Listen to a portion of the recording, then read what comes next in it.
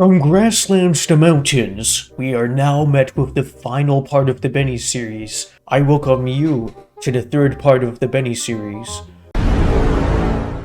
I think it's very important to talk about the backstory of this series. Instead of a coder and artist, we're talking about a 3D gamer. What's important to understand about Benny 3D is that it was made for a project, a game developing project. You see, it was a final assignment, so this 3D gamer could make whatever he wanted. Now, what did this 3D gamer decide to do with this freedom? Make a 3D game based off his friend's inside joke. So after a couple of moving blocks here and there, he finally finished the game. However, it couldn't be played much due to a Unreal Engine 4 issue. But after a couple of months, it finally was playable, allowing for the Benny community to play it at its fully best.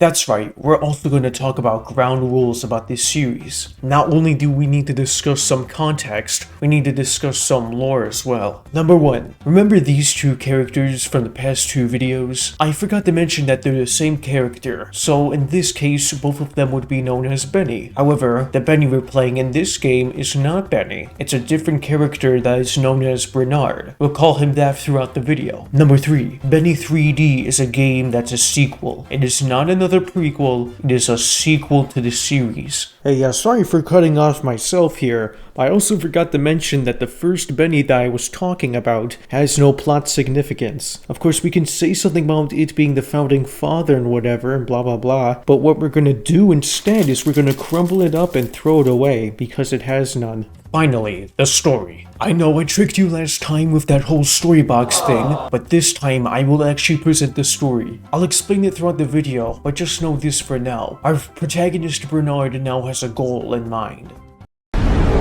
We start off the game and already there's the key and door mechanic again. However, at the very least, our protagonist Bernard follows moon gravity. Now once Bernard grabs this key, he is first met with moving blade saws. If you're a loser, you'll just simply go through the blade saws without any effort. However, if you're awesome, you can do a secret trick known as Benny hopping, where you can spam the right click button while jumping. Upon Bernard completing the Benny hops, he comes across two signs. One of them says, "To the rising hero, you must stop the evil of this realm." The second one says, "Keep going to find his lair." So after Bernard comprehends this information, he notices a checkpoint and takes it.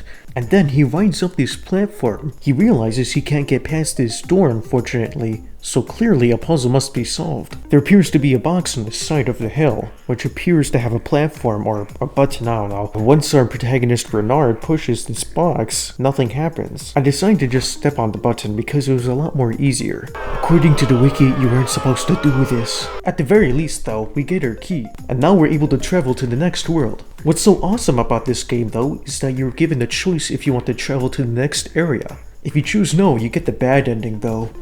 Hey guys, unfortunately I lied, and we're going to the next level. We are introduced to level 2 as a snow level, which is not only one of the most hardest levels in this game, but it's also the most climactic parts of the Benny series ever known to date. Now what makes this the most hardest level in the game is the fact that you have to jump very precisely. Now fortunately, Benny hopping allows us to restart the level easily without any trouble. So after a couple more failing to jump over obstacles, we finally come across the key and giant door. Now once we get the key and pass through the giant door, we are now introduced to the lore room. Now if you remember correctly, I was going to tell you the whole story throughout the game, but unfortunately I have lied once more. I'm going to tell you all of the story right now. Tales were told about a young man who was lost in a cave. He is known to many as Benjamin. One day he managed to find a way out of the cave. As soon as he left, he felt a sudden urge to keep going. Up and up he went. What he found in the sky was said to be a suspicious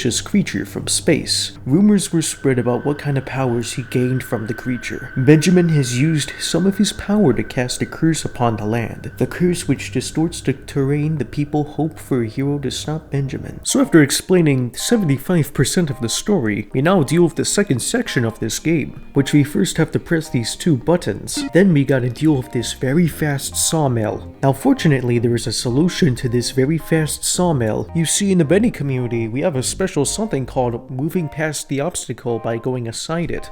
But then we find a key. But this key's not for here, it's down there. So now we just have to redo the whole section again. And now we are on to the final level. Chapter 3's Realm of the Tyrant. This is most likely the most distortion that Benny used his powers on. This level puts all of Benny's skills at the test. Things such as the Benny hop, pressing buttons, moving over obstacles, collecting keys, and moving boxes to hexagons are all used in this level. And I believe our answer to all this preparation is right behind this door. In the final level, we are now met face to face with our antagonist Benjamin. But he doesn't want to fight us, you see. No, he wants us to play a soccer game. You see, if he can score 6 goals in total, he wins the game. However, if Bernard just only scores 3 goals, he wins. The only issue with this, however, is that Benjamin is equipped with a moving wall. But this is no laughing matter, because if Benjamin can score 6 times, then you'll be humiliated with a 10-second losing screen. Quite embarrassing if I have to say so myself.